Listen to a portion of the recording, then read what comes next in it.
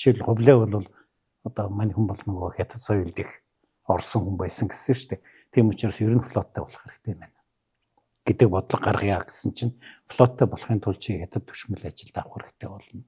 Өчнөө одоо хэдэн 10,000 магадгүй 100,000 гард тоглох ажилчид тэр чинь барин шүү дээ. Тэгээд далайчид бэлдэн нөгөө монголчууд ч одоо нэг амар мундаг далайч болох магадлал их багтай. Тэгэхээр хятад далайчид бэлдэн тэ. Ингээд ирэхээр зэрэг нөгөө талд нь нөгөө талын байлдаанд сурсан нөхдүүд манай уламжилт цэргийн одоо офицерүүд шүү дээ. Тэд чинь та нар одоо юу хийгээд юм баахан хятадаар дүүргэж гисэн одоо. Энд чи яа цэрэг болд ингээд дотооддоо ингээд одоо юу гэх юм хятад одоо тогтолцоог дагаж энэ байлдан дагууллаа өргөжлүүлэх гэсэн нэг хэсэг. Тийм байдгүй маа. Талынхаа уламжлалаас ерөөсөө холдохгүй шүү гэсэн хоёр хэсэг үүсэж байгаа. Сүнгийн нутгийг ярих юм бол эн чинь 3 том ийм стратегийн талбар байна. Нэг нь Сичуан буюу одоо баруун хэсэг. Тэ? Баруун хэсэг. Энэ бол дандаа уулархаг орё.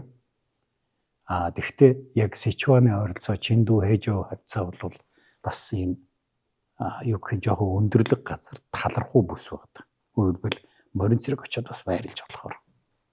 Хоёр дахь нь бол хам мөрний хөндөй гэж. Энэ хам мөрөн гэдэг маань тэр байгаа мөрөн. Энэ хөх мөрөн хам мөрөн хоёрын энэ хөндөй бол ингээд тал талаасаа уулаар хаагдсан. Одоо яг нөгөө гол байлдааны театр энд байх юм байна гэж. За гурав дахь нь бол энэ хөх мөрний хадаг хуай голын хөндөй гэж. Хувлаа тэр флот байгуулах дээр ямар нэгэн хэрэгэлцээг мань хүн хятадын соёл өөрөө ихээр идэвхтэй орцсон юм байсан учраас тэр дээр хятад одоо ноёдуудын ажилд нь авъя тэр олон барилгачид одоо юу усан онгоц барьдаг мужаан цужаан тэр улсуудын цуглуулъя флот байгуулъя бүх ажлаа хийж байгаа. Тэгэхээр зэрэг энэ сонголт бол дараа нь энэ Монгол гэдэг их гүрэн хятадчлагдахгүй юу гэдэг сонголтын дээр энэ юм явсан байхгүй. Тийм учраас сүнгийн дахин амжилттай болж байгаа шалтгаан бол Хувлаа тодорхой хэмжээнд Монголын армийг хятадчилж байгаа учраас энэ дахин амжилттай явж байгаа.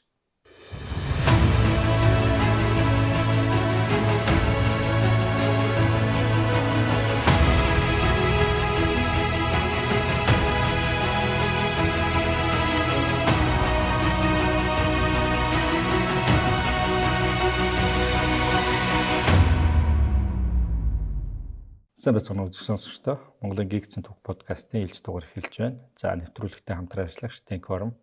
Германд үйлдвэрлэв. Эрүүл мэндэд чанарыг Denk Farm. За өнөөдрийн дугаарт бол ер нь улирлын гол юу ч дандаа дайн байлтаа яриад байгаа л да. Их дайнчж байгаа. Монголын Гигцэн дайн байлдааны тулаануудын тухай.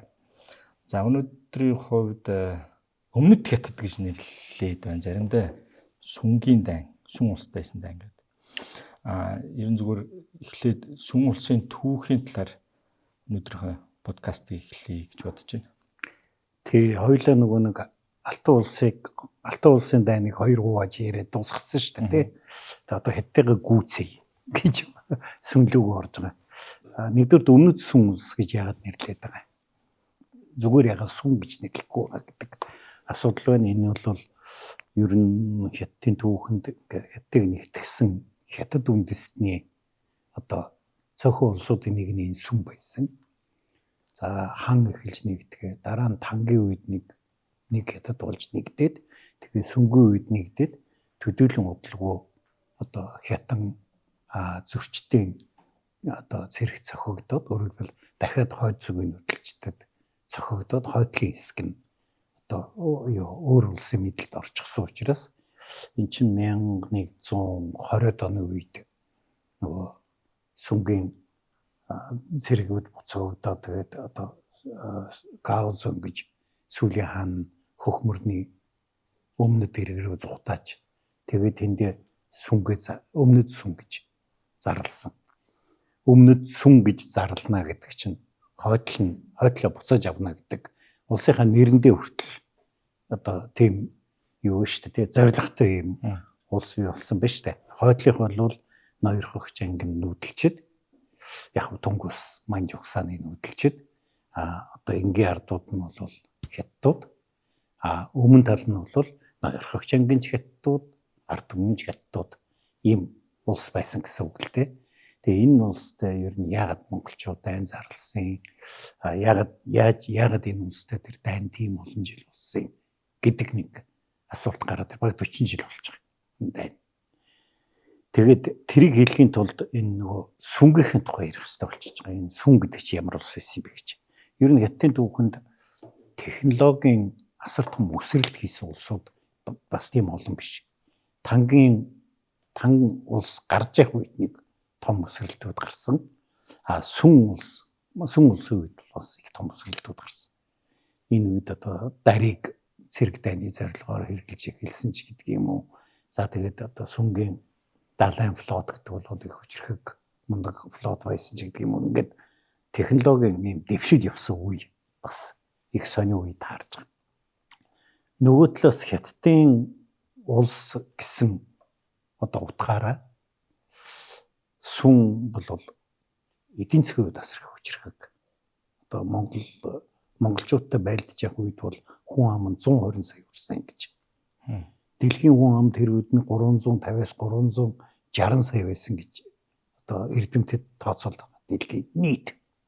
Гэхдээ нийт жоох одоо бүү мэднэгөө Хойд Америкийг нэгээгүү юм чинь тэнд хэд байсныг мэдэхгүй л дээ. Ер нь мэдчихсэн дэлхийд бол тэр хавцаа хүн байж гэж үзэж байгаа. Тэгэхээр 3-1 нь энэ улсад байгаа даа байхгүй. Тэгэхээр энэ бол асар том эдийн засгийн одоо хүчин чадалтай ийм улс болж байгаа. Нөгөө төгөөр хятадын улсуудад их түгээмэл байдаг. Ялангуяа хан үндэсний улсууд их түгээмэл байдаг, их том дутагдал байгаа. Цэрэг армаа одоо ад үздэг. Ерөнхийдөө эн чин Саврамат гэдэг нэг Оросын түүхчийн юм би нэг байн иш татдаг штэ. Саврамат бол их тийм догтоогоор хэлж илээ.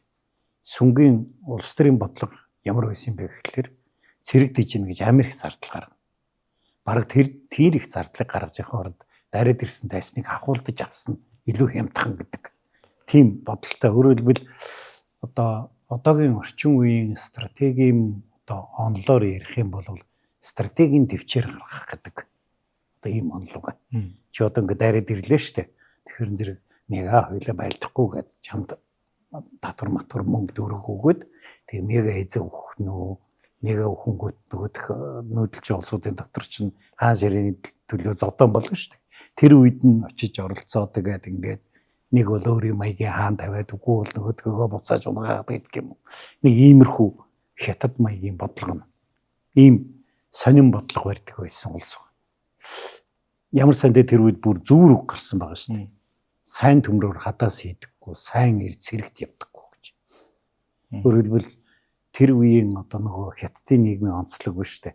Юу гэвэл чи одоо ухаан төгс, эрдэм бэлэг төгс, сэргэлэн нөхөр байвал ном сураад нөгөө гүнзгийхэн шалгалтыг өгөөд ноён болох хэрэгтэй, төшмөл болох хэрэгтэй. За чи тэгээд төшмөл болж чадахгүй магадгүй шалгалтанд унчиж болно те. Тэгвэл чи нэг ямар нэгэн одоо мужийн одоо төрийн жижиг албанд албааших хэрэгтэй. За тэгээд чадахгүй юм бол нэг өөрийн гэсэн газар дээр тариагаа тарьж амьдрах хэрэгтэй. Тэгээ юу ч чадахгүй юм бол яг одоо тэгвэл тэгээ чи тэр төрийн зэлээ аваад зэрэг албахгүй юу да гэдэг юм хамгийн доод ирэм. Хамгийн доод ирэм битээ. Яагаад ийм байсан байгаа. Гэхдээ яг тэр яг нөгөө гэр орнод хижээх тухай нөгөө хятадуудын ойлголт байна л да. Ер нь бол тэр ойлголтоос үүдчихсэн юм байна. Хоёрдугаарт нэрэж бас нөгөө чи тижээгээд тэр армийг тижээгээд яхаа угаасаа байлдаанд гарангууд ялагчж байгаа юм. Тэгээд тийм армаар ер нь яадгийг тэрний орон чи тэр харим тижээж байгаа мөнгөө тэр цаад дайраад байгаа нөхдүүдийг худалдаж авахд ашиглавал таарна гэж. Тийм учраас үеийн үед хятадын улсууд бол өөрийнхөө хил хязгаарыг нүүдэлчин аймагуудыг худалдаж авч мануулдаг чинь тийм учиртай байхгүй. Яг гэвэл тэр нь илүү хямдхан тусдаг. Нөгөө өөрөө зэрэг тижээснээс. Нэг ийм сонин бас юм харагдаад байгаа. Тэгээд яг ер нь сүм улстай бол баг Чингис хааныг амьд байхад хамгийн анхны одоо юу байлдаа эхэлсэн л дээ. Яг гэвэл юу нөгөө Алтан улстай байлдаж исэн үе шүү дээ. Тэгээд нөгөө Алтан улсын нэг Тунган бомбын тухай хоёлаа нэг ярьсан да тий. Тэгээд тэрийг ингээд тойрж гарахын тулд сүнгийн нутгаар цэрэг орж гарах хэрэгтэй болоод тэгэнч бараг хамгийн ихний байлдаа нь 1227 онд Чингис хаан сүнгийн нутгаар цэргээ явуулъя гэдээ илж явуулсан чинь нэг орон нутгийн нэг сүм улсын нэг захирагч нөгөө илжийг алаа хийцэн баг. Тэгээд тэрнээс болоод Лужоо мужийг уулгалсан 5 мужийг томн дээр ийдсэн Винжоотыг идэл завсан гэж энэ бол их хаан нэг амьд байх үед нас барахын өмнөхөн болсон үйл явдал. За мэдээж тэгээ Чингис хаанаас орсны дараа манайхан ч нэг дан явуулдаггүй сүм улс руу хүрэх болоогүй байсан. Тэгээд дараа нь 1230-аад оны үед яг Алтан улсын дайны төгсгөлийн шатан дээр бол сүм улстай дипломат харилцаа одоо сайжраад сүнгийн цэрэг манай талд орж байлдаад кафений бүслэхэд оролцсон гэдэг түрүүчийн Алтан улсын дугаар дээр хоёулаа ярьж ирсэн. За тэр бол сүн яаж байгаа юм гэхлээр нөгөө Алтан улс чинь нутгийг болгоод авцсан байгаа шүү дээ. Хойд сүн гээд болгоод авцсан байгаа. Тэгэхээр зэрэг монголчуудад тохироод бид нар энэ мужийг авъя. Тэгээ та нарт туслая гэдэг. За монголчууд нь бол тэрхүү бидний муж биш юм чинь Алтан улсын муж юм чинь. Окей тэгвэл та нарт тусал тэр муж аваарай гэдэг ингээд иймэрхүү юмнууд болсон шиг байна. Тэгээд тэрний дараа конфликт эхэлж байгаа юм. Яасан бэ гэсэн чинь сүнгийнхэн ороод ирсэн чинь нөгөө Монгол сэргч 1234 онд Алтан улсыг буулгаж авчаад 35 онд баруун зүгийн дайнд явчихж байгаа шүү дээ. Явчаагийн дайнд. Тэгээд Алтан улсын нутаг дээр яг цөөн цэрэг үлдсэн, дан байхгүй болсон ч гэдэг. Тэгэнгүүт ингээд нэг тийм сайхан хоосон орон нутаг харагдаж эхэлж байгаа байхгүй. Тэгэнгүүт сүнгийнхэн чинь ер нь тэгвэл одоо энэ нутгаа буцааж юу чи ер нь манай нутаг штэ гэдэг ийм юм болоод тэгээд 34-5 оны үед орж ирэхэд нь Монгол цэрэг шар мөрний даланг эвдээд тэгээд нөгөө сүнгийн цэрэг чинь үерт үгээд тэгээ буцаад гарсан баг. Тэгэхээр зэрэг ер нь бол өдсөн этгээд бол сүм баггүй. Яг өөрсдийнхөө уугуул нутаг гэж үзэх нь бол бас тийм л байх л да тий. Ер нь бол итгэлийг эвдсэн хүмүүс эднэр юм байна. За тэгээд тэр байрж орж ирсэн цэргийн чинь Борчуу ноёны хүү Тачир Жанжин буцагсон гэж. Тэгээд сүн хамгийн том стратеги алдаа хийсэн баг. Шалгуу гарууд гэдгийг харуулсан баг тэн дээр. Тачир бол их зүүн цэрэгтэй байсан гэж их сурвалжин дээр тэмдэглэдэг. Тэгээд сүнгийн асар олон цэргийг буцахад эднэр болж тээ өстэй. Ялгүй амьтд байна гэдэг дүгнэлтийг Монгол цэргийн Жанжид хийгээд авсан. Ийм юм харагдаж байгаа. Нөгөө талаас бас яг энэ чинь сүнг ер нь бол нөгөө цаатлын Европ руу харилцдаг торгоны зам байна шүү дээ. Тэр чинь нөгөө Монголын эзэнт гүрэн хяналтанд авчиж байгаа шүү дээ. Тэгээ ингээд сайхан худалдаа ингээ явна гэдэг. Тэгээд эндээс нь хэдүүлээ татвараа аваад тэгээ нөт мөтө аваад хэвээр сайхан амьдрнаа гэж бодсон чинь нөгөөдөл чинь 70-8 хийгээд болдгоо. Сүнгийн усан онгоцнууд бол бүр одоо энэ Ормозын булан хүртэл явж исэн баримт байдаг бохгүй. Тэгээ нөгөө мөнгөний урсгал чинь манай нутгаар яг явах нь явж л байсан баг.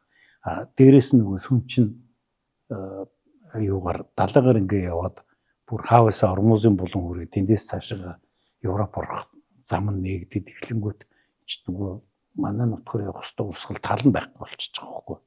Тэгэхээр сүнтэй одоо ер нь уучраа олохгүй болохгүй байна гэдэг ойлголтууд бас тэр үед явсан байгаа. Тэгээд энэ өгөөд хааныг одоо төр захирж явах үед сүнгийнхэн манай одоо бидний бодлоор манай олчихсон мужууд руу бас дахид дайрч орсон явдал гарсан. Тийм учраас өгөөдийн хүү хадаан хүчүү одоо хүчүү хоёр сүнтэй байлдахаар 1235 онд ингэж дайрч орж сүнгийн цэргийг буцах гэж ингэж гаргаж авч исэн.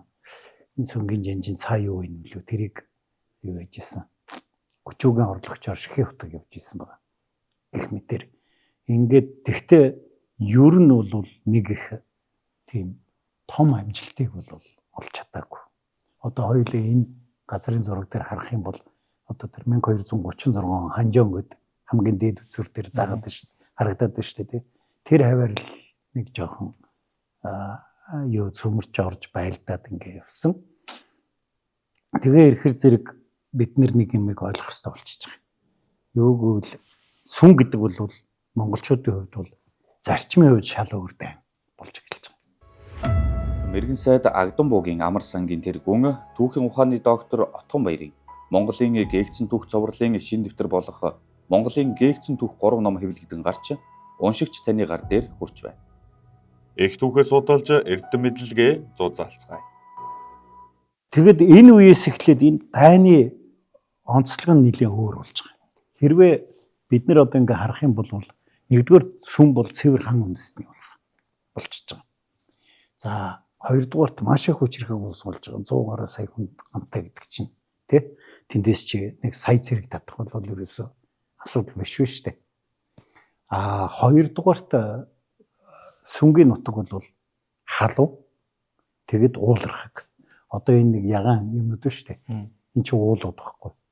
Тийм учраас энэ уулархаг нутаг дундуур Монгол цэрэг байлдаанд мордно гэдэг өөрөө их төвөгтэй нөхцлүүдийг үүсгэж байгаа. Энэ нь бас сүндээ бас сул тал болж байгаа. Яг бол морь амьдардаг нутаг биш.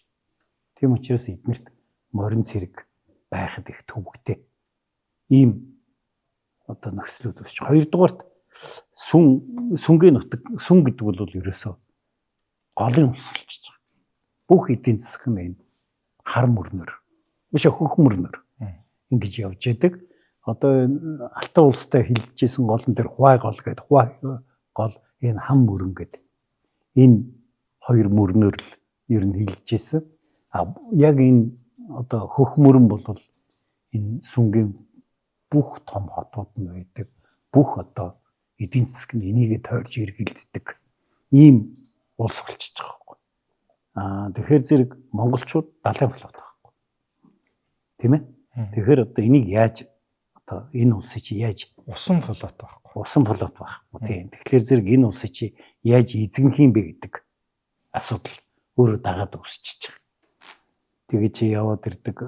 Жишээлбэл манайхан чинь Солонгосын хааныг араас нь хөөгд авгүй очисон чинь нэг Ганва арал гараад нуугдцсан гэдэг байгаа шүү дээ. Солонгосын их газрын нутаг Ганва арал 2 бол 480 метрийн зайтай шүү дээ. Тэгээ 480 метр усал бид нар гарч чадахгүй. Тэрүүгээр л өчнөө жил байлдаад та нар нашаа ирээч гэсэн нөгөөдөл нь ирэхгүй ингээд байгаад байгаа байхгүй. Тэрнтэй адилхан чи энэ хөхмөрөн гэдэг чинь баг зарим газараа километр гаруй өргөн тийм том мөрөн байгаа шүү дээ. Тэрийг чи бид нар гарч үнэхээр чадахгүй л байхгүй. Ийм асуудал давхар үүсэж байгаа. Сүнг дайлах асуудал руу ороод ирэхээр Монголын дотор хоёр том зөрчил үүсэж эхэлж байгаа. За хуурай замаар дайлыг гэхэлэр ингээ баха уул муултай. Тэгээ гол ус таарад байдаг. Тэрийг яаж гарах юм бэ? Гарыг гэхэлэр амар том флот ирээд замыг хаачаад идэг. Тэгэхээр яаж байлдах вэ гэдэг нэг асуудал үүснэ. Тэгээд флоттой болоё гэж бодъё. Жишээл Хувлаа бол одоо мань хүн бол нөгөө Хятад соёлд их орсон хүн байсан гэсэн шүү дээ. Тийм учраас ер нь флоттой болох хэрэгтэй байна гэдэг бодлого гаргая гэсэн чинь флоттой болохын тулд чи Хятад түшмэл ажилд авах хэрэгтэй болно.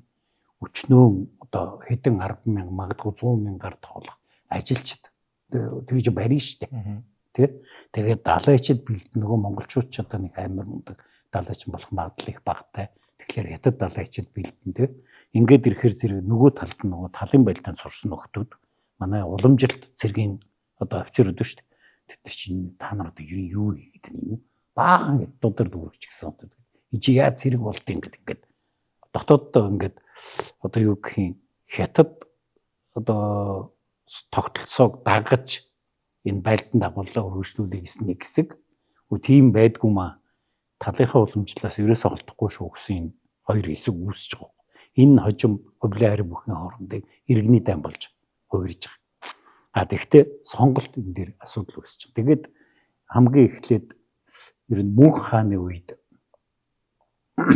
энийг шийдэх арга зам хайж эхэлсэн байгаа юм л да. Тэгэхдээ бас энэ Хятадын сүнгийн нутгийг ярих юм бол эн чинь 3 том ийм стратегийн талбар байна. Нэг нь Сичуан буюу одоо баруун хэсэг. Тэ? Баруун хэсэг. Энэ бол дандаа уулархаг орё. Тэгэхдээ яг Сичуаны ойролцоо Чиндүү Хэжөө хавцаа бол бас ийм юу гэх юм жоохон өндөрлөг газар талархуу бүс байдаг. Өөрөлдвөл морин цэрэг очиод бас байрлаж болохоор. Хоёр дахь нь бол энэ хам мөрний хөндөй гэж. Энэ хам мөрөн гэдэг маань тэр байгаа мөрөн. Энэ хөх мөрөн хам мөрөн хоёрын энэ хөндөй бол ингээд тал талаас уулаар хаагдсан. Одоо яг нөгөө гол байлдааны театр энд байх юм байна гэж. За гурав дахь нь бол энэ хөх мөрний хадаг хуай голын хөндөй гэж. За энэ бол монголчууд энэ лүү нэг дайрахгүй. Яг гэвэл нөгөө голчин ингээд цутгаланлуугууд өгөхөд ирэхээр улам өргөх устай болоод улам өргөн болно шүү дээ. Энэ шин давж гарын нөгөө далайн флот маануугаа ийм тийм гэдэг. Тийм учраас Мөнх хаан ширээнд суусныхаа дараа энэ сүм улсын эсрэг дайныг эхлүүлье гэдэг шийдвэрийг 1257 онд гаргасан. Тэгэхдээ Мөнх бол шал өөр тактик барьсан байна. За бид нар энэ хуай голоор нэвт гарч чадахгүй юм байна. Хам мөрний хөндөөгөр орё гэхээр баахан хүчтэй цайз бэлтгэлтийн системтэй Саньян, Фанчэг, Юнжо, Шаян гэдэг одоо эдгээр Эжо, Ханьян гэдэг. За эдрийг ингээд бүгдээр ингээд цөмцөхийг ихлээр бас чадахгүй юм байна. Тэгэхээр ерөөсөө тойрно гэд тэгээд Сичуан руу тэгээд энэ сүм улсч баруун талд Дали гэж улс байгаа шүү дээ. Тэр Далиг эзлэх ийм шийдвэр гаргасан байна. Дали гэдэг нь Бай гэдэг үндэстний улс байсан. Дали руу бол Хувлаа Сүбэдэ жанжны хүү Урайхтай Баатар хоёр цэрэг удирдах ороод за тэгээд Далиг бол эзэлсэн. Тэгээд дараа нь Мөнх хаан довтлогоонд орохдоо цэргээ одоо за зарим их сурвалжид 3, зарим их сурвалжид 4 хуваасан гэж яриад байгаа. Мөнх хаан өөрөө бол энэ Сичуанаар ороод баруун талаар нь ороод тэгээд энэ юугаа хөх мөрнөө хөндлөн гараад хөх мөрөн гэдэг маань нөгөө олон улсын хэлээр янз шүү дээ. Монголчууд бид нар хөх гэж нэрлэдэг байгаа.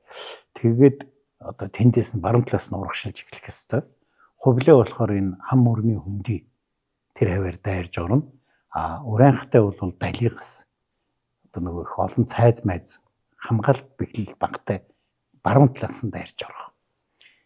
Тэгээд Урайхтай чинь бүр цаашаа нефт яваад нөгөө Вьетнамыг эзлээд Дайвет улсыг буулгаж аваад Вьетнамын талаас нь өөрөөр хэлбэл сүм гэдэг улс маань ингээ бүр гураа газараар бол яг Монгол бүтэн бүслэгдчихсэн ийм үе таарж байгаа. Тэгэд энэ дан явсан хамгийн хэцүү замыг бол Мөнх хаан туулсан. Яг бол мань үний замд нэгдүгээр том гол мөрөн, хоёрдугаарт бас цайзууд байсан ийм үе л дээ. Тэгээд 1259 онд Мөнх хаан энэ өмнө зүгийн ямар цайзын тэр хэдвэлээдээ байж хагаад нас орсон. За ягаад нас орсон тухай янз бүрийн домгууд бий. Хятад бол Оросдын одоо шүлэг мүлэг найрагналт бол ингээд ном сумаар харваад арбалетаас харваад тэгээд одоо шархаа даалгав нас орсон Монголын их хааныг бид давсан тэр гэж бичдэг. Рашид ад-Дины судрын чуулган дээр бол ерөнхийдөө цусан суулгаар нас орсон гэж. Энэ өмнө зүг рүү ороод ирэхээр нэг том бас бидний мэдэхгүй нэг том аюул. Дулаан орны өвчин, халуун орны өвчин. Ер нь харахад бол Монгол цэргийн хүрээнд бол цусан суулгаас гадна булчин задрах дарахж исэн мэдээ байна тий. Холер тий одоо олон улсынхаа нэгжлэр бол гэх мэт ийм зүйлүүд явж исэн. Тийм учраас Мөнх хаан бол аль нэгээр нь нас орсон байх магадлал мэдээж өндөрлөлтөө. Ингээ Мөнх хаан нас бараад Хувлаа тэр үед юу хийж байгаа юм? Энд чинь нөгөө Дорнод фронтод байлдаж байгаа хүн шүү дээ. Тэгээд Хувлааг одоо Монгол нутг руу буцаа. Хаан ширээний асуудал гарлаа гэсэн чинь Хувлаа тийм байх бай. Мөнх ах намайг одоо энэ байлдаанд ялалт байгуул гэсэн. Тийм учраас би тийм амархан буцах ёсгүй гэж. За тэр бол Юан улсын сударт. Тэр бол одоо Хувлаагаа магтах ёстой судар шүү дээ. Тийм учраас тэгж бичсэн байгаа. Нөгөө талаас бол би Хувлааг энэ Эжэв хотын хавцал байсан хүн л дээ. Тэр Эжэв гэдэг. Яг мань хүн буцахыг ярихгүй юм гэхэлэр сүнтэй найранд чийж буцахгүй болохгүй шүү дээ. Тэ? Буцаад нөгөө ариг бүхтэйгөө очиод барилдах гэсэн чинь араас нь сүн ороод ирэх магадлал өндөр тэ. Тийм учраас сүнтэй найранд чийж буцаж очиж ариг бүхтэйгөө уулзраа болно гэсэн бодол байсан юм шиг байна. Тэгээд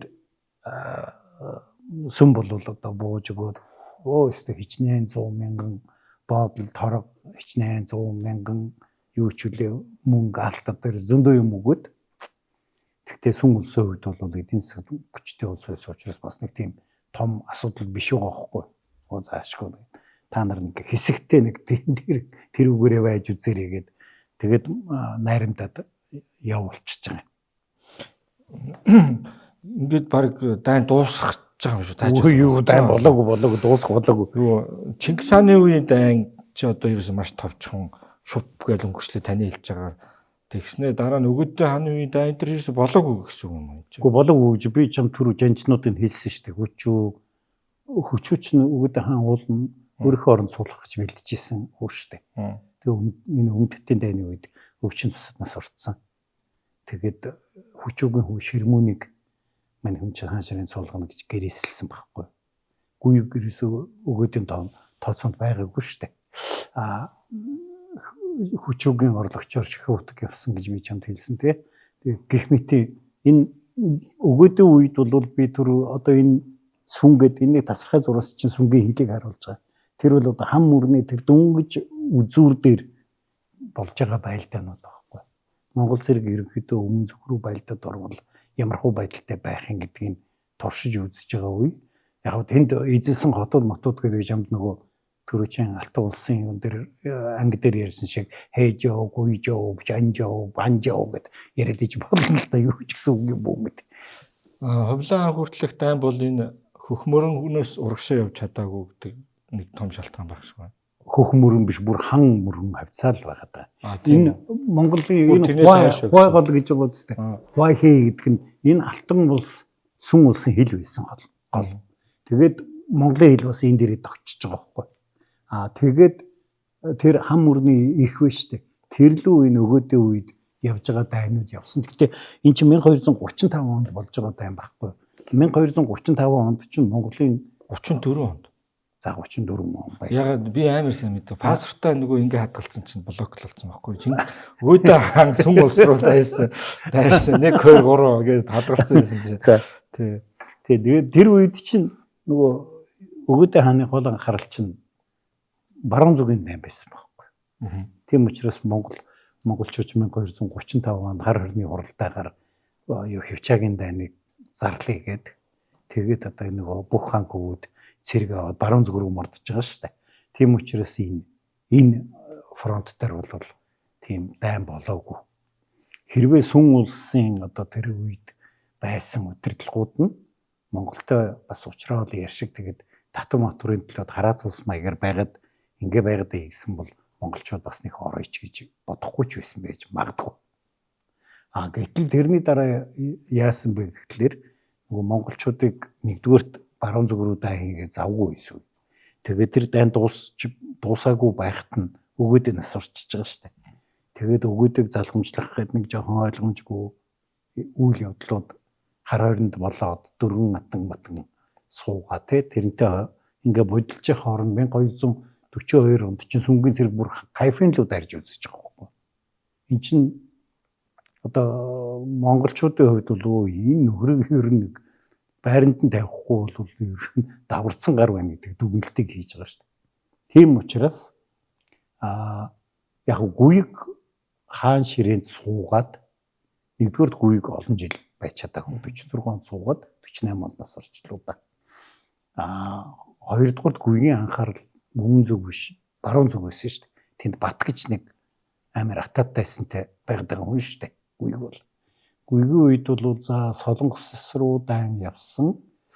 Баруун Аз руу нэг жоохон довтлогоонууд явсан. Өмнө зүгт бол 1-2 жижиг байлдааны үйл ажиллагаа явсан болохоос биш.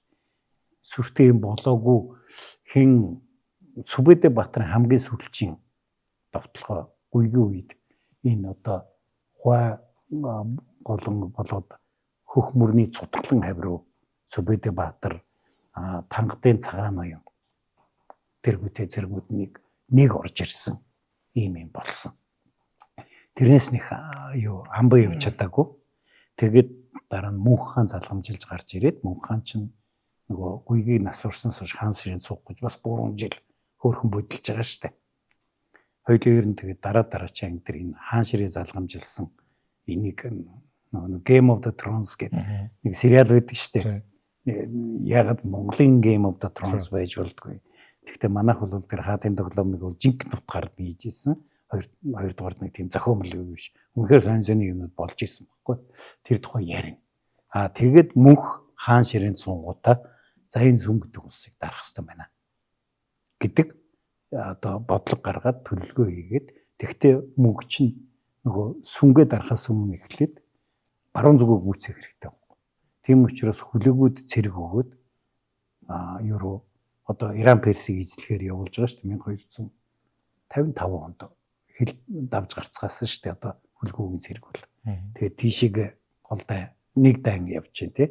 Тэгээд 57 онд ер нь хүлгүүгийн дан амжилттай болоод эхлэнгүүт 57 онд нөхөр за одоо сүмс рүү орно гэдэг одоо шийдвэр гаргаад орж байгаа. Тэр удаагийн дайнаар Монгол цэрэг их төвөгтэй дайн хийгээд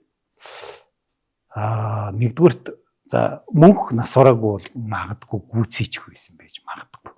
Ер нь бол задгаа талын тултанд сүнгийн цэрэг хизээч Монгол цэргийг ялж байгаагүй. Тэр ч бас ойлгомжтой шүү. Явган зэрэг голцоо цэрэг байгаа тий. Нөгөө талаас Монгол цэрэг бол бас их зүдрэгэт замыг туулсан. Бүр хаав байсан Далийн ороод Вьетнам ороод Вьетнамаас баруун өмнөд талаас нь сүлөө дайрж байгаа штэ. Урайхадан бол тий урайхтай бол хэн мөнх хаан бол Сичуанаар гэдэг. Тэгээ тэр их олон уул усан дунд борин зэрэг бас талын байлдааны маневрын байлдаа хийхэд айгүй төвөгтэй. Тэгээ явж ятал баахан халуун орны өвч ерөөсөө энэ чинь бидний үзээгүй айгүй их юм тулгарсан. Тэгээ мөнх хаан 1259 онд нас бараад тэгээд хаан ширээний төлөө тэмцэл 1260 онд эхэлж байгаа шүү дээ. Өглөө нутаг буцаа явчихж байгаа. Тийм учраас 64 он хүрж ээж ариг бүх одоо бууж өгөөд тэгээ өглөө одоо яхах байхгүй одоо хаан боллоо гэдэг тодорхой болсны дараа сүнгийн дайнд итгэж хэлж байгаа. Одоо тэр Чингис хаанаас 1227-оос 1250 60-аад он болтол байгалийн саад гэдэг төр нэрэд байгаа энэ хан тэгээд хөх мөрөн нэгдүгээр байгалийн саад багш нь уул ус.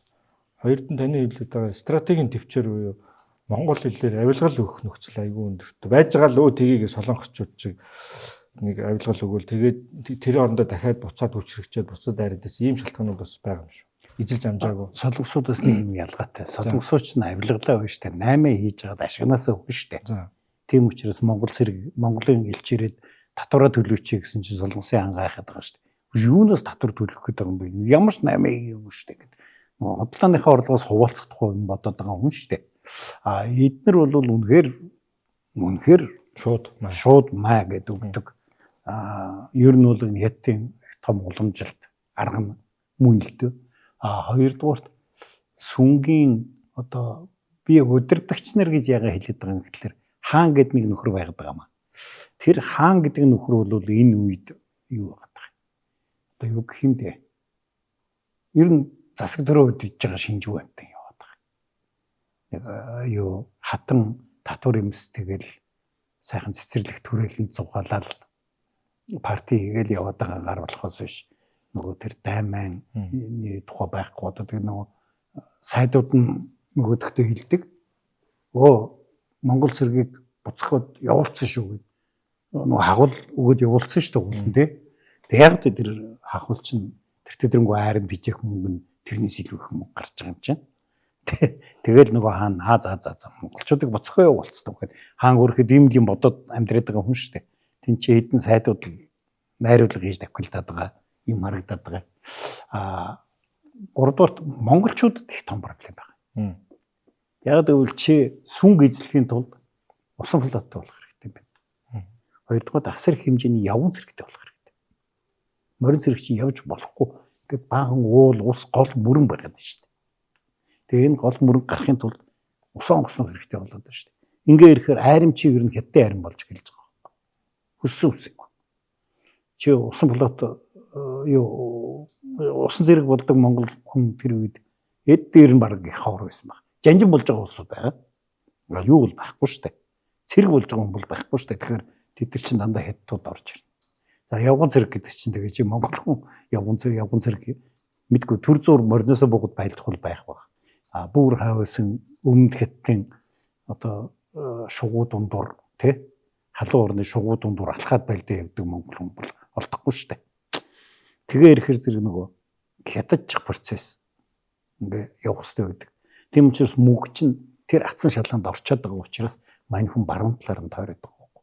Өөрөөр хэлбэл усаар байлдахгүй. Морин цэрэг явдгаараа явна.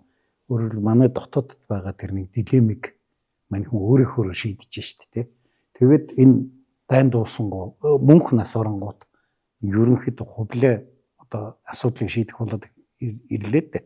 Тэгэнгүүт хувлаагийн хувьд бол мөнх ахын сонгосон зам буруу гэж бодож байна гэж би хараад байна. Яг бол хувлаагийн дараагийн дайнууд бол тэр сэчөө мөчөнөр нэг сүртэй орохгүй байгаа шүү дээ. Тэнд эзэлсэн газартаа л хадгалахдахгүй юм ярьж байгаа бол үндсэн байртай хам өрний хөндөд болж байгаа. Хувлаагийн хувьд бол яг тэгвэл хувлаа тэр флот байгуулах дээр ямар нэгэн хэрэгэлцээг мань хүн жийтэн соёл өөрөө ихээр идэвхтэй орцсон юм байсан учраас тэр дээр хятад одоо ноёдуудын ажилд нь авъя тэр олон барилгачид одоо юу усан онгоц барьдаг мужаан цужаан тэр улсуудын зөвлөлөө флот байгуулъя бүх ажлаа хийж байгаа.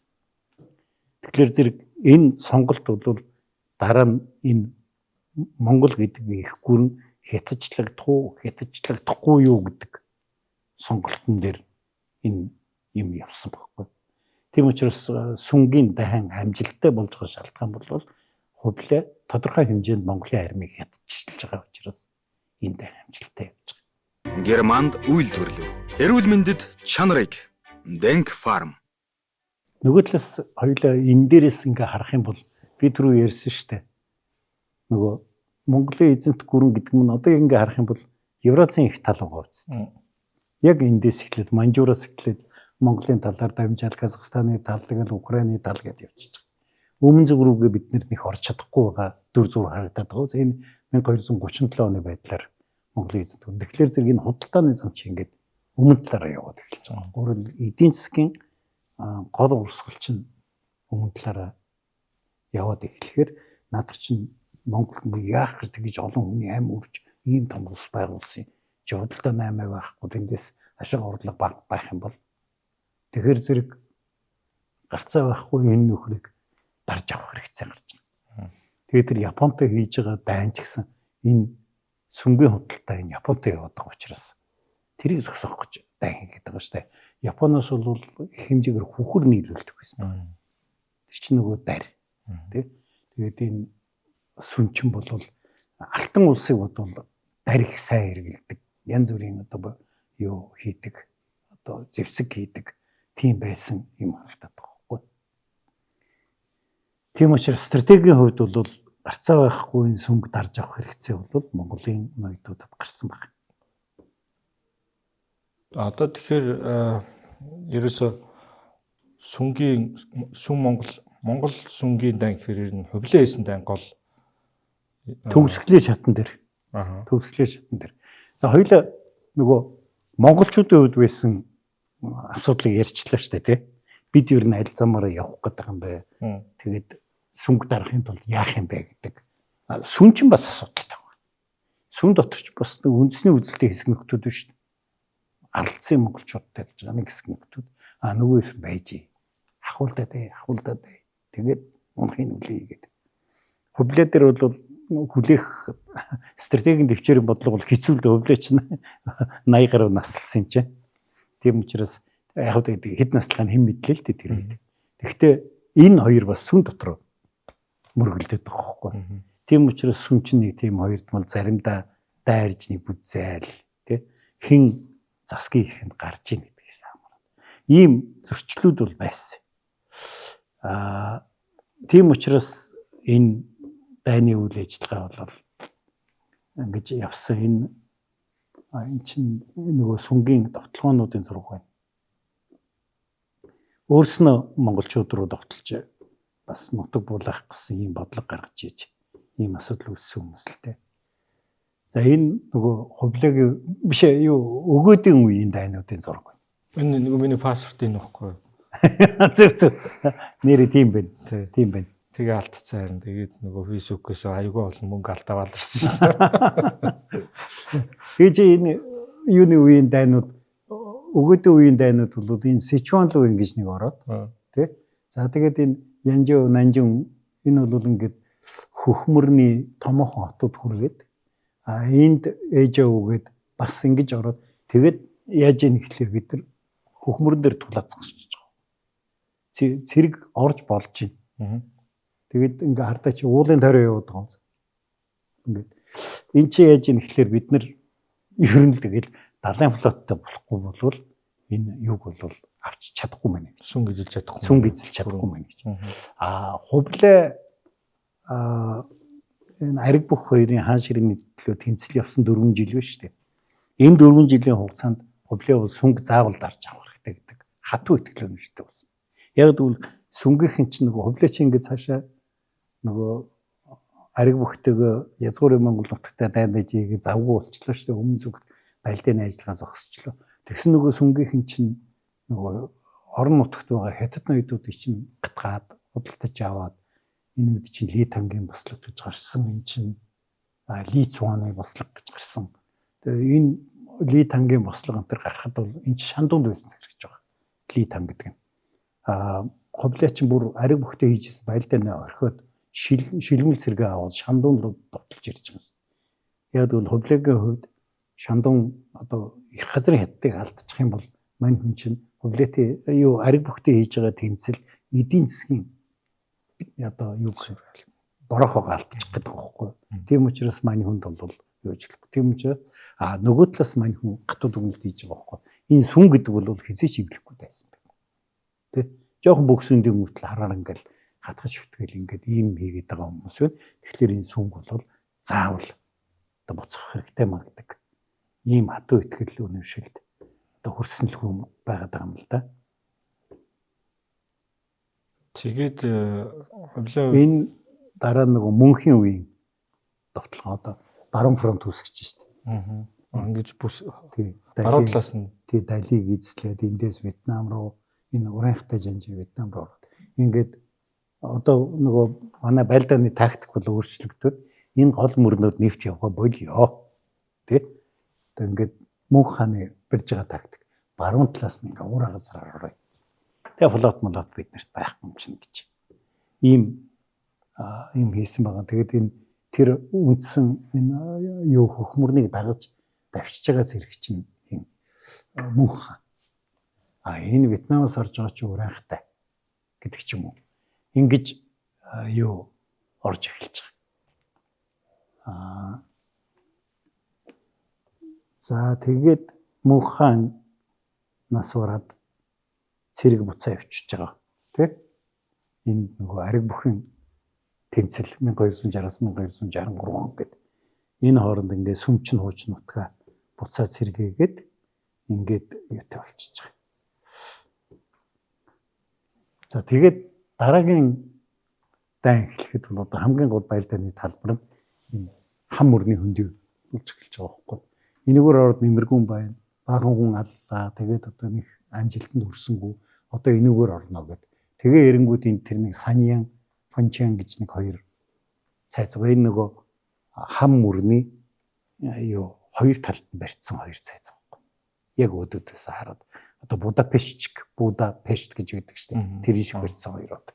Тэгээ энэ яг гэвэл эн чинь нөгөө Монгол цэргийн орох энэ уулыг тойроод орох нэг ам байгаа үстэй тэр одоо хүндий тэр хүндийг хаана зогсчихсан хоёр цайз болчиход байгаа байхгүй. Тэгэхээр зэрэг энийг дарж авах хэрэгтэй болж байгаа.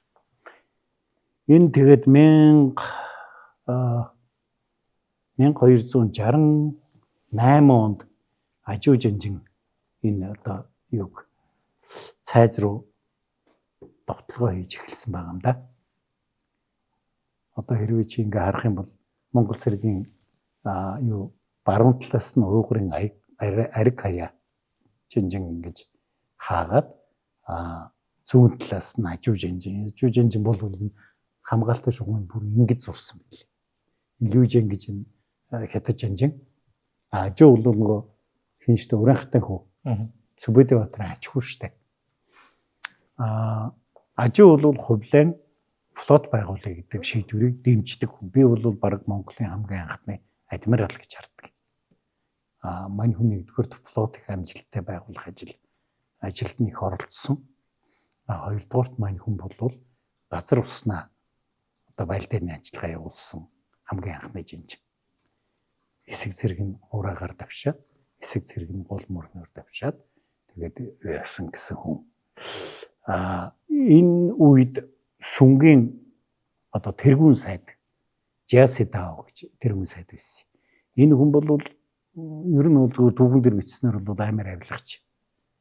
Ер нь өлөвдөх гар байсан юм билээ.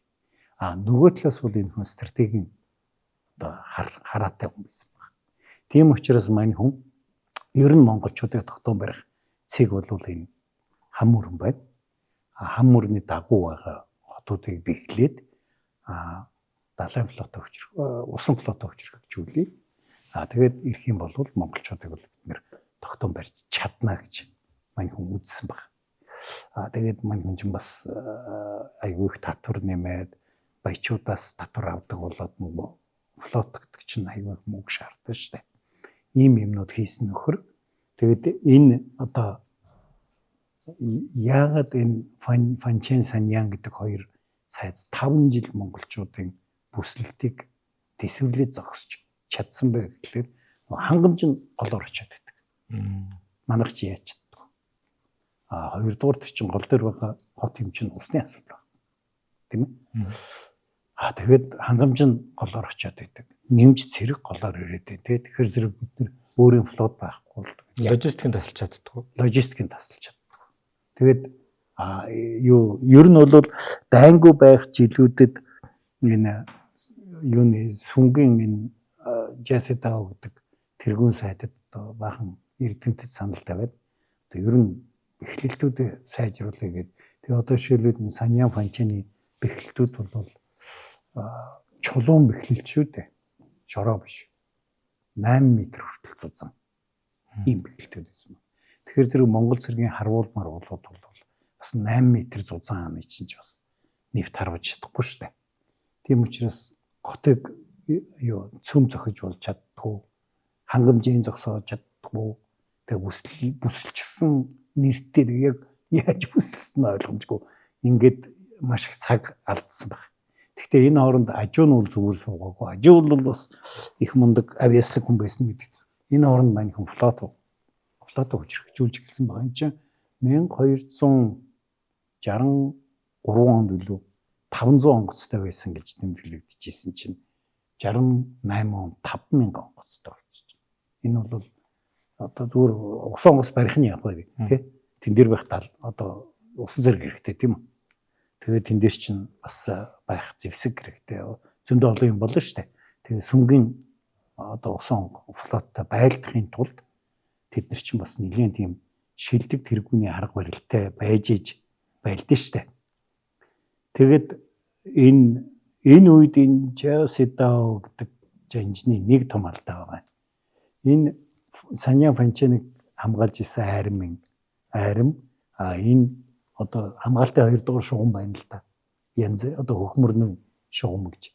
Энийг командлж исэн айрам хоёр дээр хоорондоо өрсөлдөх хоёр ноён тавиа хийсэн байна. Тэр нь сүнгийн одоо хааны ордон дотор болж байгаа тоглоомнууд явж исэн үе гэсэн үг л дээ.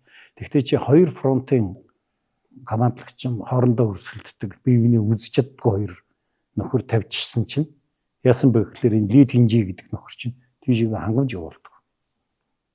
Тэгээ яа энэ Лүвэн хаан ялагдвал ялагдана л үсттэй. Одоо муу байлдал ялагдаа үсттэй ухааны юм яриад. Нөгөө талаас нэг юм бас хэлэх хэрэгтэй. Ажуугийн одоо гаргасан одоо хичээл зүтгэл юун дээр харагдаж эхэлсэн бэ гэхээр гол дээр монголчууд Монголын флот сүнгийн флоттой одоо амжилттай байлдаж эхэлж байгаа. Гэдэг маань яаж байгаа юм гэхээр энэ нөгөө хам мөрнөөр дамжуулаад хангамж очиход төвхтэй болж эхэлж байгаа. Хохирол амсч эхэлж байна. Тэгээд зарим нь хүрэн зарим нь хүрэхгүй болж эхэлнэ. Тэгэнгүүт энэ Ли Тинжид бас сайхан шалтгаан гарна шүү дээ. Тэгээ явуулдаг монголчуудын дээр нь бид авчих штэ гэдэг ч юм. Энэ бол өрсөлдөгчөл юу их гэдэг байгаа байхгүй. Энэ үеийн одоо энэ дайнуудын тухай одоо юу нэ хятадын одоо сонгодог их том утга зохиолын их гоё одоо юу гэх юм дээж болсон голын давлгаа билүү. Тийм одоо арман байдаг л та. Тэр чи яг энэ үеийн дайнуудыг ярьж байгаа. Тэр гол дээр нэг 48 дээрэмчин гараад ирсэн тэгэл амар байлдаад монголчуудад байлдаад байгаа ухаантай шүү дээ. Ийм юм болсон байгаа юм. Хоёрдугаарт энэ үеэс эхлээд нөгөө хөхмөрний хамгаалалттай шугам хангалттай хүчрхэгжлээ гэж үзсэн учраас тэр дээр үзүүр тугаа Саньян Фанчи хоёрыг хамгаалах бол бараг зардал болж гэлсэн байна. Эхлээд бол тэр чинь монголчуудыг тогтоон барьж байгаа хүч гэж одоо үзээд исэн шүү дээ. Гэтэл тийм байхгүй болцсон байгаа. Энэ одоо ингээд улаануудаар гэдэг нь нөгөө цэргийн тойргууд монголчуудыг барьж байгаа сүнгийн цэргийн тойргууд гэсэн үг. Тэгэхээр зэрэг ерөнхийдөө бол сүнгийн бодлого хэрвээ харах юм бол тэр хамгийн дээд үзүүрт байгаа Саньян Фанчи хоёр шүү дээ. Тийшээ ерөөсө холбоо байхгүй болж эхэлж байгаа. Энэ одоо ингээ юу ч инженер юнжээ гурвч нийлж ин тэ гол дээр дайсныг буцаах. Альсгүй эндээс энэ нөгөө сүүлд Японлууд дайрдаг хафан хуу гэдэг жанжинч Монголын талд ордог. Тэр үедээ бол энэ сүнгийн номжинж энэ ингэж одоо хамгаалтын шугамын дорн талаас нь дайрамж гэдэг юм уу. Ийм том төлөвлөгөөнүүд хийгдэж ирээд тэгээд тэр хот чинь бол яг монголчуудыг эзлэх үед бол эд дээр нь зардлын нэмших уу болчихсон ийм үед харж байгаа. Тэгээ яг ер нь бол гэхдээ энэ хотыг хувлаа заавал эзэлж ээж юу явах ёстой гэж одоо явуулах ёстой гэж ингэж үндсэн учраас энэ хотын хэрмийг эвдлэхийн тулд абгаа үлгүүгийнх абгаар загталвчээд одоо энэ баруун зүгт байгаа их том инженерүүдээс нааш нь явуулаа. Тэгээ ийм том хэрэм байна гэж ингэж юу үтсэн байдаг. Тэгээ энэ хэрвээ харах юм бол энэ том хангалтын цуваанууд 1269 оны 8 сард 1270 оны 3 сар 6 сар 10 сар 1271 оны 6 сар эдгээр чи бүгдээрээ тэнд очиж байлдаал Монголын флоттой байлдаал зарим нэг юм нэвтэрмээр айдаал тэгэл ер нь ихэнх нь хохирол ингээд байгаад байгаа ийм үе байхгүй. Тэгээд тэр арабын инженерүүд ирээд тэгээд тэр нөгөө эсрэг жинтэй чулуу харагч хийж өгсөн байна. Гэтэ дүүрснээ бол энэ хоёр хотын хэрмийг үзээд за тэгээд ерөнхийдөө 500-аас 600 м зайнаас 200-аас 300 кг жинтэй чулуу шиддэг. Тийм чулуу харагч хийсэн эсрэг жинтэй. Тэгээд тэр нь бол үнэхээр яхарах байхгүй. Эхлээд Фанчины хэрмийг сэтэлсэн баг. Тэгээд дараа нь Фанчиныг юу байсан сэтэлсний дараа хин Саньян нь бол одоо Божогё гэдэг бож өгсөн баг. Тэгээ энэ хоёр хот эзлэгдээд ерөнхийдөө сүнлүү дайрж орох одоо шугам нээлттэй болж байгаа юм л та. Өрөнд фронтын командлагчийг сольж байгаа Монгол Увлаа хаан. Байрны баян жинжиг томилчж байгаа. Тэгсэн мөртөө ажуу бол яг цэргээ бол командлаад байгаа. Тэгэхээр Хувлаагийн хийж байгаа үйлдэлийг ингээ харах юм бол байран бол стратеги төлөвлөлтөд хариуцдаг. Баян стратеги төлөвлөлтөд хариуцдаг. Оператив удирдлагыг бол ажуу хангаж байгаа ийм дүр зураг харагдаад байгаа юм л да. Тийм нөхцөл байдал одоо ингээд үүсчихсэн. За тэгээд яг хэний ажуугийн баян ажуу хоёр бол хоорондоо их сайн хамтарч ажилласан. Тэгээд энэ Хувлаагийн дараачийн тогтолгоон цэргийн тогтолгоон бол ямар замаар явсан бэ гэхлээр юу байсан баг. Хоёулын дайны одоо деталийг ярих байли. Саньян Фанчиныг эзэлсний дараа ерөөсөө ингээ хам өрнөө дагаад тэгтээ баянгийн тактик их өөр болж байгаа. Яасан бэ гэхлээр усан флотоор голын нөгөө цайзыг өнгөрчдөг. Дайсны сайзыг өнгөрчдөг. Тэр чинь нөгөө цайцтайгаа зурлаж байлдахгүй бол өнгөрөөд явчих шүү дээ. Өнгөрөө явчихдаг. Цэрэг нь бас нөгөө талд нь ингээд гарчдаг. Тэгэхээр нөгөө цайц чинь ямар ч хангамжгүй болж эхэлж байгаа. Өөрөөр хэлбэл одоо энэ Саньян Фанчен дээр 5 жил ноцодлоо шүү дээ. Тийм байхгүй. Мачигээл хангамжийн таслал цэрэг цаашаа давшаа явчихдаг.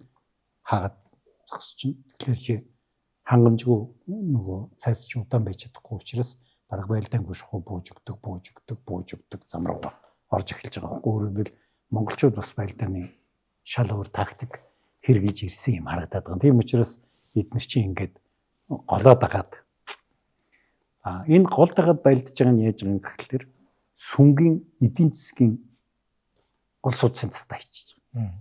Энд ч одоо ингээд айгүй том нутаг байгаад байгаа юм. Энийгээр л их 8 явахгүй шүү дээ. 8 хаагуур явах гэхэлэр далайн эргийн бомбуудаар явна. Тэгээд энэ хөхмөрнөөрөө дагаад хөхмөрний бомбуудаар явна. Тэгэнгүүт хөхмөрний тастаа хийчихнэ.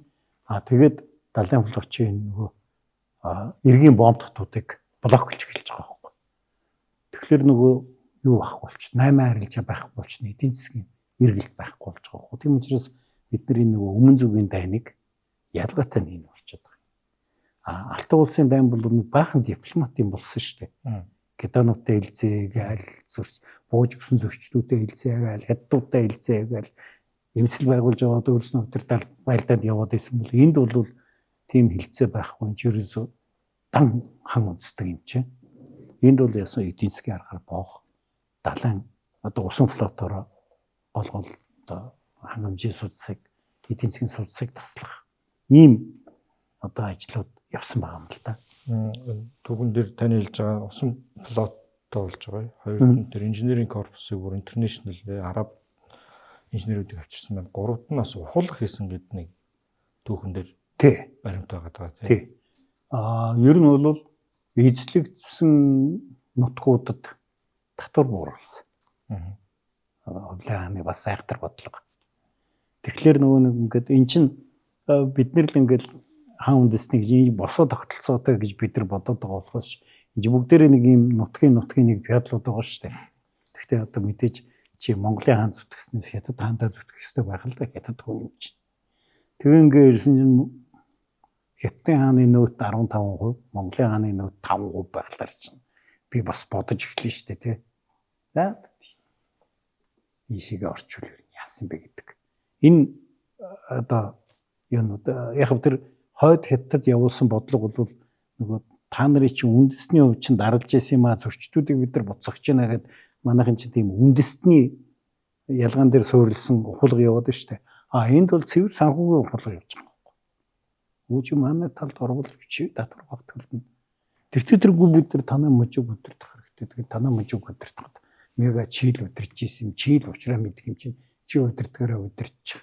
Тэгвэл чи Отгон баярт одоо бүүмэд $100,000 татвар жил төлдөг байсан бол бидэрт хэрэггүй бидэрт $20,000 байхад болоо гэдэг юм уу. Тэгэхээр би чи $80,000 надад үлдэх нь шүү дээ гэж бодсон шүү дээ хүн. Ингэсэн. Хоёрдугаарт сүнгийн хааны ордон бол үнэхээр бас л давбуурсан баг. Хаан ч ер нь нэг жоохон чадвар муутай амьтан байсан. Нөгөө хатан татвар юмсийнхээ өврөөс ер нь гардгүй нөхөр байсан гэдэг ярьж ирсэн шүү дээ тий.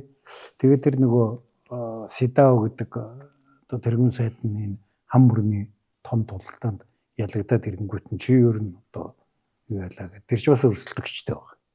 Тэг чи ер нь буруу тактик барьж иж ингэчлээ гэдэг нөгөө Сидао цаацлаад. За тэгээд тэнд бас нэг баахан нөгөө хэн тэргүүн сайд болох уу хэн нөлөөтэй байх уу гэдэг ийм баахан тэмцэлдэн яваад тэгээд бас айгүй олон цэргийн генералууд нь санаагаар унсан баг. Нэгдүгээр цэргээ ер нь ачаад бодлоо өгдөггүй болсон гэж би чамд ярьж ирсэн. Хоёрдугаарт эзний заяа хайсан байдалтай байгаа байхгүй. Ер нь өлегтэй байж өдөрж байгаа юм байхгүй.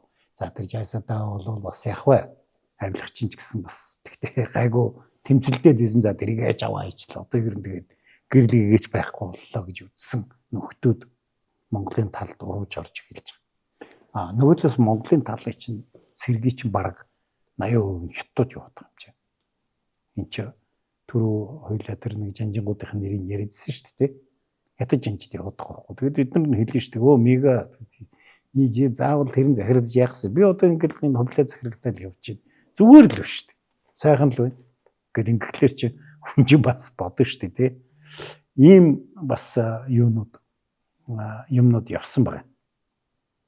Тэгээ ерөнхийдөө яг сүн улс сүнсэн гэдэг одоо хамгийн сүүлийн хаан нь усанд одоо өсөрж өгсөн гэдэг одоо тэр хугацаагаар түүхчд ярих дуртай. А яг үнэн дээр сүн улс хизээ сүнсэн бэ гэхээр баг энэ 75 энэ одоо хөхмөрнийг алдаад тэгэл үндсэндээ сүн улс сүнсэн гэж би хардаг. Чи эдийн засгийн чинь хамаг эдийн засгийн чинь дайсны гарт орчлоо шүү дээ. Дараа нь чи яг хөнхлөөр ингээд энэ нэг арай эзлэгдээгүй хотуудаараа тойрж зугатаад л байгаа болохоос биш. Яг үнийн хэрэг дээрээ бол одоо бодтойгоор одоо юу яасан юм бол байхгүй. Энд чинь ингээл ханжаууд ирж нэг хэсэг байгаа л ханжаог эзлэгдэх бол өрөнгөт нь энэ 76-онд ханжаа эзлэгдэх. Венжоор ороод тэндээс фүүжоор ороод гэдэг ингээд зугатаагаад яваад байгаа.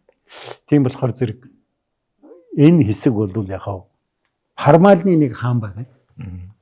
Нөгөө нэг юу зугаа сонгол дуртай нөхөр чинь нас орцсон. Тэгээд нэг жоохон хөөхд хаанаар тавьдсан. Тэн нэг бахан зургуул байсан. Тий, би тэрийг гаргая да. Тийм нөхцөл байдалд орцсон. Мэргэн сайд Агдам буугийн амар сангийн тэргүүн түүхийн ухааны доктор Отгон Баярын Монголын гээгцэн түүх цовруулын шин дэвтэр болох Монголын гээгцэн түүх 3 ном хэвлэгдэн гарч уншигч таны гар дээр хүрч байна. Их түүхээ судалж эрдэм мэдлэгээ зузаалцгаая. Энэ Ли Зон гэдэг одоо яг одоо ерөнхийдөө энэ дайны ихэнхийн үед нь байсан хаан. Нөгөө жаргадаг гар. Ороод юу болж байгааг мэдэхгүй байдаг гар. А энэ өөрхий хамгийн сүүлчийн хаан. Хүүхдээ 5 настай. Энийг бол өөр энэ үед нөгөө хатан нь засгийн бэлэрсэн хатан засгийн эрх барьж хагаад тэгээд эднэр чинь юу яаж байгаа. Энэний чинь энэ 7 настай баг. Энэний дүү бас 5 настай. Тэрийн өмнө зүг рүү нөгөө хэсэг нөхдүүд 70 ус онгоцсон дээр аваад зугтцсан. А энэ нь болохоор эн чинь юунд бууж гисэн баг. Нанжаа бууж гисэн баг. Тэгээд энийг хөвлөө Бээжинд авчиад тэгээд тэнд байлгасан энэ юу монголчууд бол янз бүрийн байдлаар дарамтлж барайгүй юм бол ямар юмны гүнчүүлээ нэг тийм гүн гэдэг цолтой тэгээд бүх насаараа сайхан жаргаж амьдэрсэн л та. Гэхдээ Монголын харьяат гэсэн утгаар сүнгийн тэр Белүсатн чинь бас нэлээд хилцэл хийсэн юм шиг байна. Тэрнээс хойш бас дахиад сод жинжний дай ингээд 79 он хүртэл нэг байлдааны үйл ажиллагаа явуулдаг. Тэгээд тэр чинь нөгөө нэг сүнгийн флот юу нэг хүүхд аваад зугтцсан гэсэн шүү дээ. Тэр флот чи одоо ингээд хотоороо л зугатаад яваад байгаа юм л та. Тэрийг л хэлээд байгаа. Энэ хотоород ингээд эн чинь нөгөө монголчуудын дайны барьдаг нэг том тактикгүй шүү дээ. Юу яана гэж. Ер нь бол дайсны өдөрдөгчийг устгах хэрэгтэй гэж. Хэрвээ ямар нэгэн туг байгаад байх юм бол тэрийгэ тойроод эсэргүүцэл цуглаад байх хэрэгтэй. Цуглаад байх юм аа гэж. Энд бол нөгөө энэ дайн бол ерөнхийдөө ингээд энэ үед бол монголчууд ерөнхийдөө ялган ойлгомжтой болсон. Нөгөө нөхөр нь олдохгүй тий. Нөхөрч байх үедээ өөргөө нөгөө жоохон хөөхөд тэрий чинь нөгөө авч явж байгаа хэсэг нөхөд байгаа шүү дээ. Усан флотоор цухтагаа яваад байгаа. Тэр хооронд биш үү 1271 онд Монгол цэрэг Бээрэм рүү орчиж байгаа. Энэ тухай ойлоо бүтэн дугаар хийсэн тий. 1274 онд Японд хамгийн анхны довтлогоо хийж байгаа. Тэгэхээр нөгөө юу чин хублаач нь одоо завтай болж эхэлж штэ. Сүнгээс гадна тий. Ийм юмнууд болсон байгаа. Тэгээ ингэж зүгтж явсаар байгаа сүүлдээ яг нь ер нь бол сүнгээс асар олон хүн Вьетнам руу зогтсон. Вьетнамын Дайвет руу зогтсон, Чампа улс руу зогтсон. Тэгээд тэр Дайвет, Чампа энэ төр чинь Монголын эсрэг одоо тийм байр суурь баримталдаг болж эхэлж байгаа. Үнэхээр тэр зогтсон улсууд ч очоо тэр сүнгийн зогссон улсууд ч очоо бас нөлөө үзүүлээд байгаа. Тэгээд монголчууд бол бүтэхгүй өстө та нар эсрэг үз гэл ингээд нөлөө явна гэсэн үг шүү дээ. Дээрээс нь хэсэг одоо лам нар Японд руу зүгтсэн бидгийг. Хятад лам нар. Тий, сүнгээс. Тэгээд тэр лам нар чинь Японд руу зүгтэж очингуудаа Японд бас энэ хэний за энэ юучлаа. Японы бас эзэн хаанд нөлөө үзүүл бас Японд нэг буддизмын сект байгаа шүү дээ. Тэд нартэй нийлээд тэгээ бас Япончуудыг Монголын эсрэг одоо торхох ажлууд хийж исэн. Ер нь бол энэ Гуанчжоу хавьд нэг хэсэг одоо хамгийн сүүлийн орнолсон газар нь Гуанчжоу. Ч одоо Гонконгийн ойролцоо байгаа шүү дээ. Тэгээ эндээс чампа зогтох уу яах уу маах уу гэдэг асуудал яригдчихэж хагаад тэгээд сүүлдээ за ер нь одоо нэг эргээд ганц дайрыг сайн байлтыгээд тэгээ энэ хавцаг энд байгаа Яманы тултан гэж.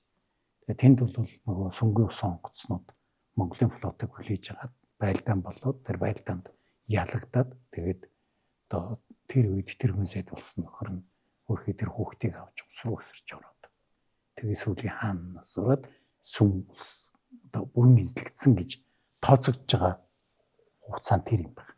79. Уулын та өмнөх подкастууд дээр их сайхан түүх ихсруулж хэлдэг. Өнөөдөр нэг ч түүхчийнээр хэлсэнгүй, ямар ч ном ярьсангүй. Юу асын судраг гэж нэг юм хуниал тэгэл дуусгах цааш гэн тэ. Энэ чиглэлээр хийсэн судалгаанууд ирээд. Судалгаа их би. Ялангуяа энэ далайн дайнтай холбоотой хийсэн судалгаанууд бий. За тэгээд дараачийн үйл явдлууд хоёулаа нөгөө Японыг дайрахад энэ Фанвингогийн том флот орсон гэж яриадсэн шүү дээ. Энэ нөгөө сүм улсын бууж гисэн зэрэг. Тэгээд тэрийг ер нь нэг далд хийх хэрэгцээ байсан байна гэж. Хувлааг биш дээ. Манайхан их олон хүн хувлаа бол одоо ингээ хятад урвсан хятад соёлтой гэж ярих дуртай байхгүй. Хувлаа бол яг үндэ хэлэхэд бол айгүй хүнд байдал байсан юм шүү дээ. Талын монголчууд нь хүлээж авах байсан. Хятадуудад өөрөө итгэдэг. Тэр Ли Тангийн бослогын тухай ярьсан, Ли цайгийн бослогын тухай ярьсан. Тэр бол хойд хятад улсын явдал. Өмнөд хятад өчнөө бослог гарсан. Тийм учраас хувлаа хятад хүмүүсийг албан тушаал дэвшүүлэхгүй, тэр дундаа зэргийн алба ашуулахгүй гэдэг тэр шийдвэрүүдийг гаргаад тийм учраас хувлаагийн үед чинь тийм нэг дундад Азийн янз бүрийн одоо адал явдал хөөсөн логерчин гарууд дээшгээ гаргадаг нь зүгээр ажиллах хүч мэрэгчлээ боловсон хүч өрөхгүй. Манай нэг баруун төгсөн л гэвэл шууд авчрал дараагаар тавьчихдаг нэг дарга нар байдаг шүү дээ тий. Нэг тиймэрхүү байдалд хүргээ орцсон байхгүй. Нөгөө хятад хүн ажиллуулж байна. Би нэг Америкийн их сургуулийн нэр хэлэх хэрэгтэй боллоо. Австралийн асуудал орох юм байна. Тийм асуудал орсон. Тийм учраас Фанвингогийн армийг нөхөр Японд ашигласан юм байна гэж би хараад тэгж яриад байгаа юм тэрэлдэ. Энэ сүм улсын энэ дайны үр дагавар их олон жил үргэлжилнэ. Яг гэвэл монголчууд одоо ингээд түүхэндээ анхудаага умрын нүүдэлчд хятадыг бүтэн эзэлж байгаа. Хятадыг бол эзэлсэн нүүдэлч зөндөө бий л дээ. Одоо тэгэл Тав Бавэ мэгс гэсүүлэл дээ. Тэгвэл хизээч хятадыг бүтэн эзэлж байгаа юм. Ер нь бол одоо бол хятадын хойд өмнөд гэж хуваагдаад байна шүү дээ. Тэр хуваагдал чинь энэ үеийн юм яваад байгаа юм. Хойдл нь бол нүүдэлчтэйгээ ингээд цус холилдчихсан. Яг чи хойд хятадын хүнийг харах юм бол арайч би ирэх үү. Тэр бас нэг цус холилдсон юм аа. Өмнө тийшээгээ болоод ирэхээр ингээд хүмүүс нь давжаараад олшрол тий. Эн чинь бас нөлөөлж байгаа хгүй. Тийм учраас бүр хаа байсан бидний одоо 20 дугаар зууны тусгаар тогтнолоо олох гэж явах үед хойд зүгийн милитарист генералууд өмнө зүгийн комендант тэгэд комендант намч нь бол яг энэ өмнөд хятад суурьтай. Яг одоо бүр жинхэнэ нангиадуудын нам. Тэр хойд хятадын генералууд гэдэг чинь бас тэгээд нэг холимог тэг ийм нөхдүүд байсан гэдэг юм уу. Энэ хоёр юм бол ингэж аюу холдож гарсан л да. Ер нь Хувлаа хааны талаар дахиад тустай нэг нэвтрүүлэг подкаст хийчихээр хийсэн шинжилгээ асуудлууд тэгээд тэр өөрийнх нь хамтар түүх, нууцлагдсан түүх, гээгдсэн түүхнээс тустай зэт болж болох юм. Тэг яаж хаан ширээн суусан юу болсон. Тэр бол нэлийн тийм том сэдв. Нэвтрүүлэг хугацаа дууссан. Тэгээд нэг нэвтрүүлгээ таймлайд эсвэл энэ таны дэвшүүлж байгаа бол концепт юу юм? Бид нар яг нөгөө нэг түүхийг ингээд үзэхдээ сүм улс руу дан хийгээд тэгээд ингээд айгүй олон жил байлдаж яхад ингээд ялсан юм аа л гэдэг. Нөгөө талаас ингээд харах юм бол бид нар сүм улсыг эзэлж байгаа ч гэсэн бид нар буцаад хятад эзлэгдэж байгаа. Миний төвшүүлдэг юм. Яг гэвэл чиний төрийн аппарат хятадчлагдаж эхэлж байгаа. Өссөн үсээгөө зэрэг харимжин хятад болж эхэлж байгаа. Энэ үеийн дайнуудаас эхлээд одоо зүүн өмнөд Азид хийсэн дайнуудад бол яг үндэ хэлэхэд Монгол офицерууд хятад зэрэгтэй л явдаг болж эхэлж байгаа шүү дээ. Альсгүй одоо Вьетнам руу сүүлд хийсэн дайнуудын тухай чивдээр ярьж ирсэн. 30,000 40,000 зэрэг орж ирэхэд 700 монгол зэрэг дагаа явж байгаа жишээ. Ийм дайнууд. Манай айрам өөрөө хятадчлагдаж эхэлсэн. Тэр хэмжээгээр бидний цэргийн ялалт бас багасч эхэлсэн. Бас тийм нөлөө байгаа юм. Тэгээд энэ бол юу гэх юм бэ? Юан гүрний тэлэлтийн бараг эцсийн цэг болж хувирч байгаа юм л да. Тэгээд тэр утгаараа бол бид нар энийг харах хэрэгтэй. Тэгээд энэ зөрчил дараа нь эхлээд ариг бүх хувлаа хоёрын тэмцлэр эхлээд тэгээд дараа нь хайдуу хувлагийн тэмцэл болоод тэгээд Монголын эзэнт гүр 1269 онд албан ёсоор тарах нөхцөлийг энэ үед бүрдүүлж байгаа шүү дээ. Талд амьдрэх хот нь ингээд тусдаа болж хувираад хувлаа өмнө зүгийн хятад хаан болж хувираад. Тийм учраас бид нар одоо болтол хувлааг зарим хүмүүс урагч гэж хэлээд байна. Тэгэхээр зэрэг улсын шинж чанар ч өөрчлөгдөж эхэлсэн байна. За тэгээд өнөөдөр нэвтрүүлгийг үүгээр өндөрлөе. Дараагийн нэвтрүүлгээр оролцоход нэлээд сонирхолтой. За. Германд үйлдвэрлэв. Эрүүл мэндэд чанарыг Denk Farm